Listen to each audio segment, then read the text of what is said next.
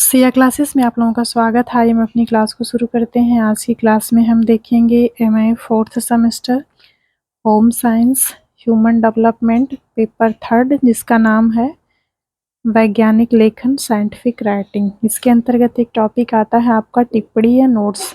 तो आज की क्लास में हम जानेंगे कि ये टिप्पणी या फिर नोट्स क्या होते हैं और इनके कितने प्रकार होते हैं। तो चलिए हम क्लास को शुरू करते हैं, जान लेते हैं टिप्पणी और उनके प्रकार को। टिप्पणियाँ या नोट्स, टिप्पणियों को हम इंग्लिश में नोट्स कहते हैं।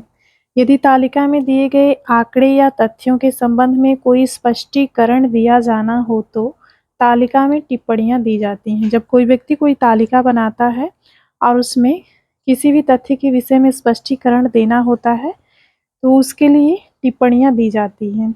इन टिप्पणियों में यदि कोई विशिष्ट अपवाद या किसी विशेष संख्या को दर्शाना हो तो कोई चिन्ह जैसे कारक चिन्ह आदि लगाकर यह स्पष्ट कर देना चाहिए कि अमुक टिप्पणी अमुक आंकड़े से संबंधित है। जब भी कोई टिप्पणी बनाई जाती है उसमें कोई विशिष्ट अपवाद है या फिर किसी विशेष संख्या को दर्शाना होता है तो इसके लिए किसी चिन्ह का उपयोग करना चाहिए, जैसे कारक चिन्ह लगा करके आप उसको स्पष्ट कर सकते हैं कि ये जो अमुक टिप्पणी है या फिर अमुक आंकड़े हैं इसके संबंध में ये बात कही गई है। तो जो भी बात उसके संबंध में कहना होता है उसको टिप्पणी के माध्यम से स्पष्ट किया जाता है। ये जो टिप्पणियाँ होती हैं ये दो प्रकार की होती हैं। एक होती है हेड नोट या टिप्पणी, एक होती है हेड नोट या टिप्पणी, जो तालिका होती है सबसे ऊपर शीर्ष में जो लिखी जाती है टिप्पणी उसको हेड नोट कहते हैं या शीर्ष टिप्पणी कहते हैं। और दूसरी होती है फुट नोट, जो कि तालिका के बिल्कुल नीचे लिखी जाती है, जिसको पाद टिप्पणी भी कहते हैं। और हेड नोट को शीर्ष टिप्पणी भी कहा जाता है। तो सबसे पहले हम देख लेंगे हेड नोट या शीर्ष टिप्पणी किसे कहते हैं। सांख्यिकी तालिकाओं में हेड नोट होता है जो कि तालिका के मुख्य भाग के आंकड़ों के स्पष्टीकरण के संदर्भ में होता है।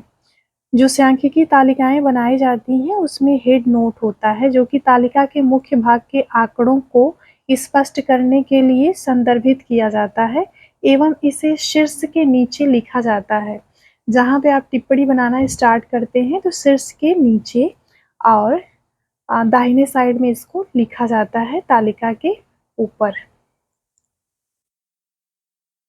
सामान्यतः टिप्पणी को कोष्टक या ब्रैकेट में लिखा जाता है। उदाहरण, माप की इकाइयाँ सामान्यतः हेड नोट के रूप में लिखी जाती हैं।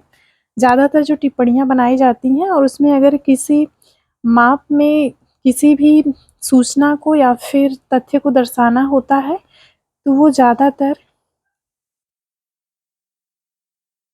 हेड नोट में लिखी जाती हैं।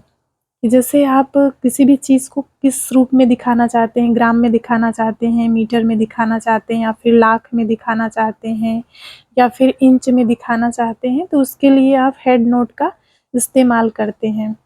जैसा कि इसमें लिखा हुआ है कि सामान्यतः इसे कोष्टक या ब्रैकेट में लिखा जाता है। उदाहरण के लिए बताया गया है कि माप की जो इकाइयाँ होती हैं सामान्यतः हेड नोट के रूप में लिखी जाती हैं, जैसे लाखों में इन लैक्स या टनों में इन टन आदि। टन में भी लिख सकते हैं, मीटर में भी लिख सकते हैं, किलोमीटर में भी लिख सकते हैं, अंतर्राष्ट्रीय इकाई में भी लिख सकते हैं, मतलब कोई भी माप की इकाई हो सकती है। जो माप की इकाइयाँ होती हैं इसको दर्शाने के लिए आप हेड नोट का इस्तेमाल करते हैं जो कि ब्रैकेट में लिखा जाता है तालिका के शीर्ष में दाहिने साइड में। इसके बाद हम देख लेते हैं पाद नोट या फिर फुट नोट हम किसे कहते हैं। फुट नोट को तालिका के नीचे की ओर रखा जाता है जिसमें उन चीज़ों का स्पष्टीकरण दिया जाता है जो कि शीर्षक, उपशीर्षक, अनुशीर्षक आदि से स्पष्ट नहीं होता है। फुट नोट में वो चीज़ें लिखी जाती हैं जिन चीज़ों का स्पष्टीकरण शीर्षक, उपशीर्षक, अनुशीर्षक आदि से स्पष्ट नहीं होता है। यदि आंकड़ों के संबंध में कुछ अपवाद हो या फिर कुछ शब्दों का आगे और स्पष्टीकरण दिया जाना आवश्यक हो तो उसे फुट नोट में लिख दिया जाना चाहिए। इसका उदाहरण देख लेते हैं। उदाहरण, यदि अध्ययन से संबंधित समस्या में कंपनी द्वारा अर्जित लाभ को तालिका के माध्यम से प्रस्तुत करना हो तो उदाहरण में बताया गया है कि अगर कोई कंपनी है और उससे संबंधित जो भी अर्जित लाभ है उसको अगर तालिका के माध्यम से प्रस्तुत करना हो तो फुटनोट में यह परिभाषित किया जा सकता है कि यह कर से पूर्व लाभ है या कर के पश्चात लाभ है। जैसे जो भी कंपनी का लाभ अगर दर्शाना है तो फुटनोट में आप दर्शा सकते हैं कि जो लाभ है ये कर देने से पूर्व का लाभ है या फिर कर देने के पश्चात का लाभ है। कभी कभी ऐसा भी होता है कि कुछ मुद्दों से संबंधित आंकड़े उपलब्ध नहीं होते हैं। ऐसी स्थिति में उस कॉलम को खाली नहीं रखना चाहिए वरन कोई चिन्ह बनाकर नीचे टिप्पणी में उसे स्पष्ट कर देना चाहिए। कभी कभी होता है कि जब आप कॉलम बनाते हैं तो उस कॉलम से संबंधित कोई भी आंकड़े आपके पास नहीं होते हैं, तो ऐसी स्थिति में उन कॉलम को खाली नहीं रखना चाहिए बल्कि उसमें कोई चिन्ह लगा करके उसका स्पष्टीकरण, जो चिन्ह आप बनाए हैं उसका क्या मतलब है उसका स्पष्टीकरण आप टिप्पणी में फुटनोट में लिख देते हैं ताकि यह संदेश नहीं रहे कि वह स्थान भूल से छूट गया है। स्पष्टीकरण दे देने से ये स्पष्ट हो जाता है कि ये स्थान भूल से नहीं छूटा है बल्कि किन कारणों से छूटा है उसका पता चल जाता है। अतः आंकड़ों की अस्पष्टता की स्थिति में उनका स्पष्टीकरण दिया जाता है। अतः जब आंकड़े अस्पष्ट होते हैं तो ऐसी स्थिति में फुटनोट में उनका स्पष्टीकरण प्रस्तुत किया जाता है। यद्यपि विद्वानों का यह मत है कि आंकड़ों को इस प्रकार प्रस्तुत किया जाना चाहिए ताकि टिप्पणी की आवश्यकता न पड़े। ज़्यादातर विद्वान यह मानते हैं कि आंकड़ों को इस प्रकार से प्रस्तुत करना चाहिए कि टिप्पणी लिखने की आवश्यकता ही ना हो और यदि अनिवार्य हो तो सरल एवं स्पष्ट या संक्षिप्त रूप में लिखना चाहिए। और उनका ये भी मानना है कि अगर अनिवार्य हो जाए टिप्पणी लिखना अनिवार्य हो जाए तो ऐसी स्थिति में जो भी टिप्पणी आप लिख रहे हैं वो बिल्कुल सरल होनी चाहिए, स्पष्ट होनी चाहिए, बहुत बड़ी नहीं होनी चाहिए बल्कि संक्षिप्त रूप में होनी चाहिए। तो अभी हम इसके नीचे देखेंगे कि जो हेड नोट होता है वो कहाँ लिखा जाता है और जो फुट नोट होता है वो कहाँ लिखा जाता है। अभी उदाहरण के माध्यम से इसको देख लिया जाएगा।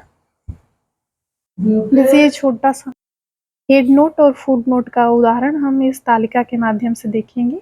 ये तालिका क्रम है, यहाँ पे शीर्षक लिखा हुआ है और शीर्षक के जस्ट बगल में ही हेड नोट होता है जिसमें माप वगैरह अगर स्पष्ट करना है तो आप यहाँ पे डाल करके उसका स्पष्टीकरण दे सकते हैं। इसी तरह से जो फुट नोट होता है वो तालिका के बिल्कुल नीचे लिखा गया होता है, जैसे कि आप देख पा रहे हैं कि बिल्कुल लास्ट में यहाँ नीचे फुट नोट लिखा हुआ है। तो इस तरह से हम जो टिप्पणियाँ होती हैं, जो शेष टिप्पणी होती है या फिर पाद टिप्पणी होती है उसका हम इस प्रकार से प्रयोग करते हैं। क्लास यहीं पे समाप्त होती है। जो चीज़ समझ में नहीं आया होगा कमेंट करके पूछ सकते हैं।